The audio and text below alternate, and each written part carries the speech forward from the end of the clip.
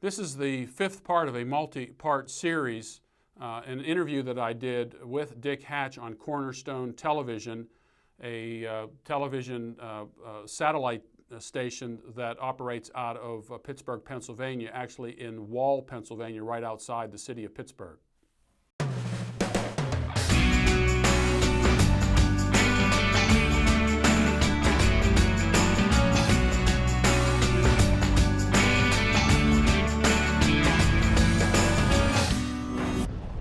We're back with Gary DeMar from AmericanVision.org. See, I remembered, I did. The problem is that I only have 2 more segments left, and I want another 6. So I'm going to try and cram this in. So my feeling is that it's the church's fault. We've allowed this country to drift from the basic teachings that the founding fathers knew and understood, like self-reliance and the rest of them. The church has become more concerned about the knuckle on the 3rd post of the Moses temple than it is holding people accountable in their own church for things like integrity and honesty and fidelity and loyalty and those kinds of characters that the founders, you know, they would have looked at us and thought we were weeds. Well, considering they would come here and look around, and you see all of the potentialities of all of this and the freedoms that we have here, and you're just giving them away. I mean, literally voting for congressmen and senators and so forth who promise to tax other people more. And I always give this... Yes, what is it, 40% of the people don't even pay tax? Yeah, yeah, federal taxes. And it's like the top 1% income in the United States pay like 80 or 90% of all the tax. And people say, that's the way it ought to be. Those people ought to be taxed more. That's exactly right. And I always use this illustration. Let's say, you know, you have a problem in your home, you got to pay for something, and would it be okay for you to go down to your neighbor's house and steal some of his money? Just take it. Yeah, well, of course not. Right. What if I got a couple of my neighbors to go down and steal it? Would that be okay? Well, of course not. Right. But what if I get a majority of people to put me into office and to take money from my neighbors and to give it to me? Would that be okay? Well, wait a minute, that sounds familiar. Yeah, that's exactly what we have today. I know, and it's because we don't have those characters. And to all my pastor friends, you may write me and beat me mercilessly, but I consider it our fault because people no longer have those characters.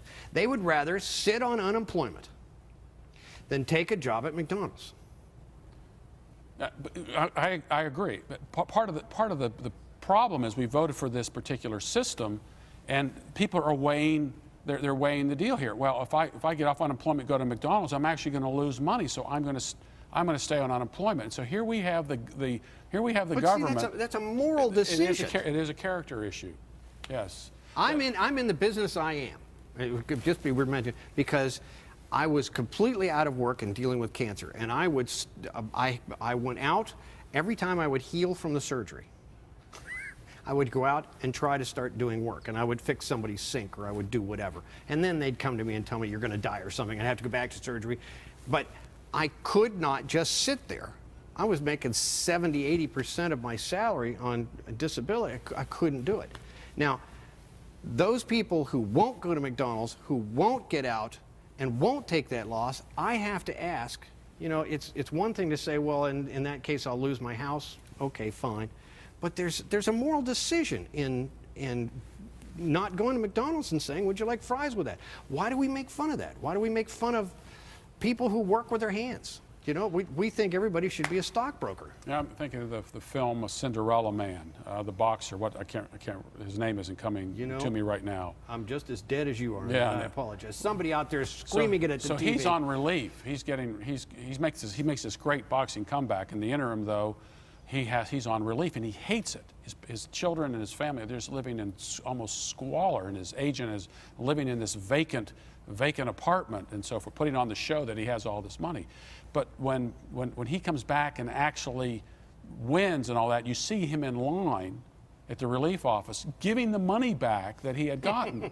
I mean, who would do that? That's the character that's missing. Who would do that today? But see, in my mind, that's where the church failed. And it's not just our guys. I mean, it's over the last 100 years. We just suddenly stopped teaching those characters and holding those up. So people look at it and go, well, I'm on welfare because, my boyfriend left me and he left me with these 2 children. You know, and I have to stay home with them. I mean, I'm sorry, I get really fired up. I even have a daughter who does that. Okay? It's a moral decision that I think backbone is missing. And I blame the church for everything. I admit it. I blame them for everything. We're the salt of the earth, and by golly, if the meat goes rotten, you know exactly who to look at. And you know, the church. I'm going to draw you into this and get you yelled at. Again, I think that the church can look around the community and say, look, our job is a redemptive job. It's not just to save people from hell for heaven, but there's a salvific effect of the gospel in the here and now. This world isn't an evil place. Things in and of themselves aren't evil. It's what we do with them. Right. It's not money that's evil. It's the love of money. And you can put any noun in there that you want. And what you have here is that why doesn't the church say, let's look at our community. I always look at like the cell towers. The cell towers work this distance, and this distance. If the churches got together and say, we're going to help these people, not in terms of welfare, but we're going to put them to work, and we'll help them get through the most difficult times of all this. We'll try to help them find jobs. But again, one of the reasons we're in a mess as a nation today is because we have turned more and more power and authority and money over to the federal government. This used to be the most prosperous nation in the world. Now we're not. And the reason is because people don't feel the incentive to work because more and more of their pay is being taken in terms of taxes. Well, in New York, if all these things pass, what is it, 56, 57% is what they're going to pay in tax in New York by the time you do the city and local and the employment taxes and the federal taxes. Why would you go to work? I mean, that's the whole point. We're going back to Johnstown where we started with these guys who said, why am I working equally with a guy who has like 3 children and a wife, you know, and we went from kind of a commune thing into more capitalistic. I think Greece is a good example. Greece right now has 52% of the people living in Greece work for the government. The Greeks used to be the most prosperous nation in the world. They were very, very industrious. The Germans, and of course, now they want to be bailed out. They want to be bailed out by the European Union. Do you know what the Germans told the Greeks? Get up earlier.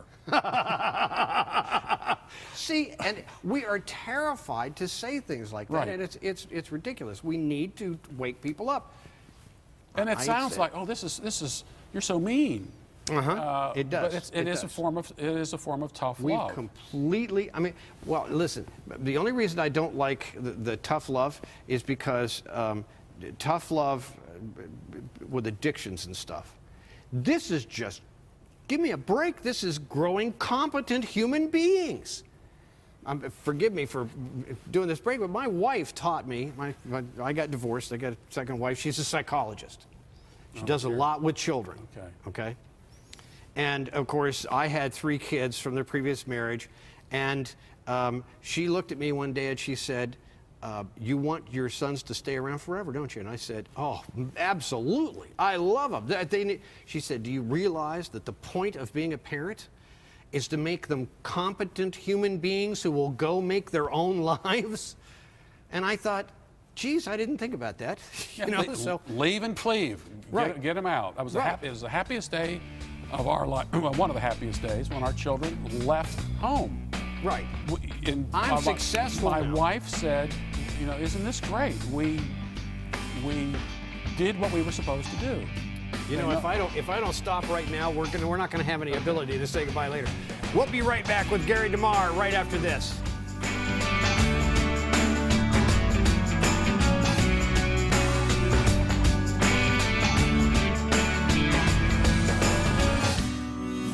For more related to today's topic, check out America's Christian History, The Untold Story. You will find it at AmericanVision.com.